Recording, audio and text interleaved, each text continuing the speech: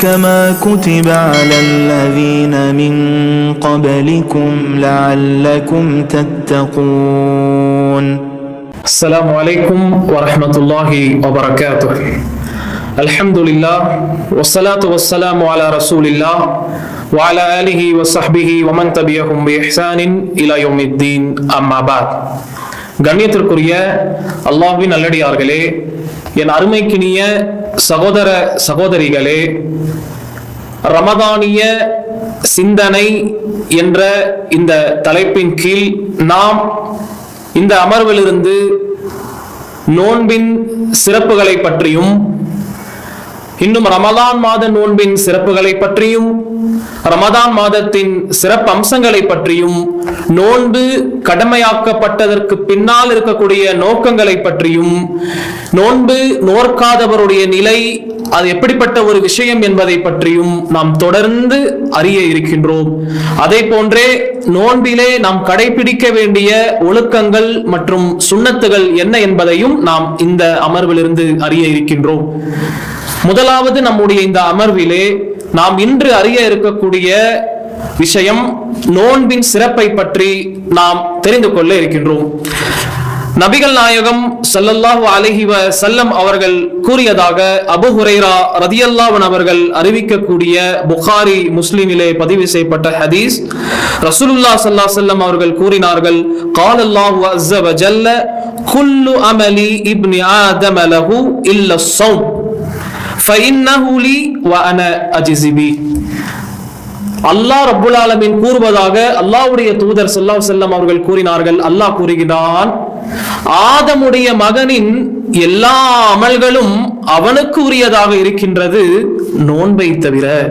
இல்ல ஸௌம், நோன்பை தவிர. ஏன் என்றால் அந்த நோன்பு ஃபஇன்னஹு லீ, அது எனக்காக இருக்கின்றது, மேலும் நானே அதற்கு கூலி கொடுக்கக்கூடியவனாக இருக்கின்றேன் என்று அல்லாஹ் ரப்புல் ஆலமீன் சொன்ன இந்த ஹதீஸ், அல்லாஹ் ரப்புல் ஆலமீன் சொல்லக்கூடிய இந்த செய்தியை அல்லாஹ்வுடைய தூதர் இந்த ஹதீஸிலே நமக்கு சொல்லி இருக்கிறார்கள்.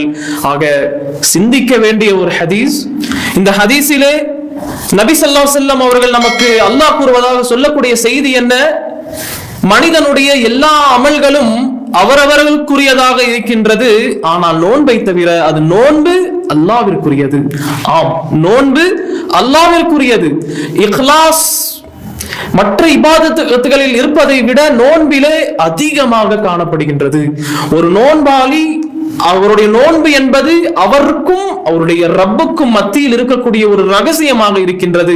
மற்றவர்களுடைய பார்வையில் இருந்து அவர் தப்பிவிடலாம், ஆனால் ரப்பனுடைய பார்வையிலிருந்து தவற முடியாது.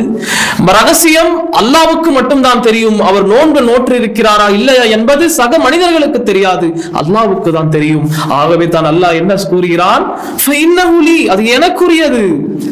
இந்த ஹதீஸுக்கு விளக்கம் அளிக்கையிலே உலமாக்கள் சொல்கிறார்கள், ஃபஇன்னஹு லீ, அல்லாஹ் நோன்பை மட்டும் தனக்குரியது என்று சொல்வதற்கு காரணம், மற்ற செயல்கள், ஒரு மனிதனுடைய மற்ற செயல்கள் எல்லாம் நாளை மறுமை நாளிலே ஒரு மனிதன் வருகை தருவான், நிறைய அமல்களை செய்திருப்பான்.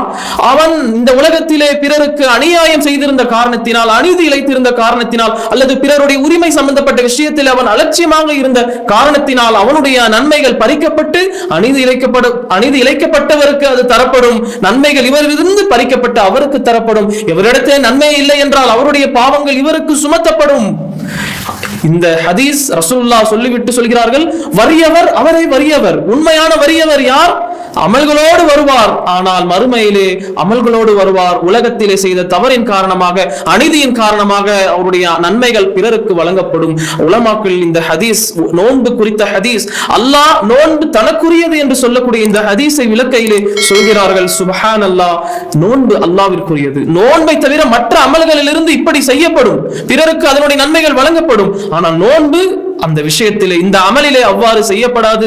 ஏனென்றால் நோன்பு அல்லாஹ்விற்குரியதாக இருக்கின்றது. இன்னும் அல்லாஹ் சொல்லுகின்றான், வ அனா அஜ்ஸி பி, அதற்கு நானே கூலி வழங்குகின்றேன். சுப்ஹானல்லாஹ். ஆக நோன்பினுடைய கூலி அது மகத்தானதாக இருக்கின்றது.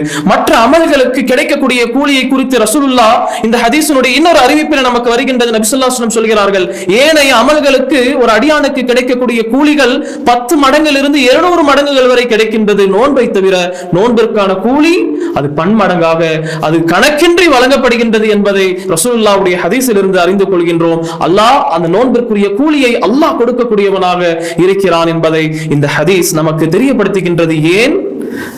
ஏன் என்றால் அல்லாஹ் சொல்லுகின்றான், யதஉ தஆமஹு வ ஷஹவதஹு மின் அஜ்லி, யதஉ ஷஹவதஹு, தன்னுடைய இச்சையையும் இன்னும் உணவு உண்பதிலிருந்தும் ஒரு அடியான் எனக்காக விட்டு விடுகிறான் என்பதன் காரணமாக அல்லாஹ் ரப்பல் ஆலமீன் நோன்பாளிக்குரிய கூலியை அல்லாஹ்வே வழங்கக்கூடியவனாக இருக்கிறான் என்பதை நாம் அறிந்து கொள்கின்றோம். ஆக கண்ணியத்திற்குரியவர்களே, நோன்பு இப்படிப்பட்ட சிறப்பிற்குரியதாக இருக்கின்றது. ஆக நாம் இந்த சிறப்பை உணர்ந்து நம்முடைய நோன்பை நாம் வைப்போம். அல்லாஹ் போதுமானவன். அஸ்ஸலாமு அலைக்கும் வரஹ்மத்துல்லாஹி வபரகாத்துஹு.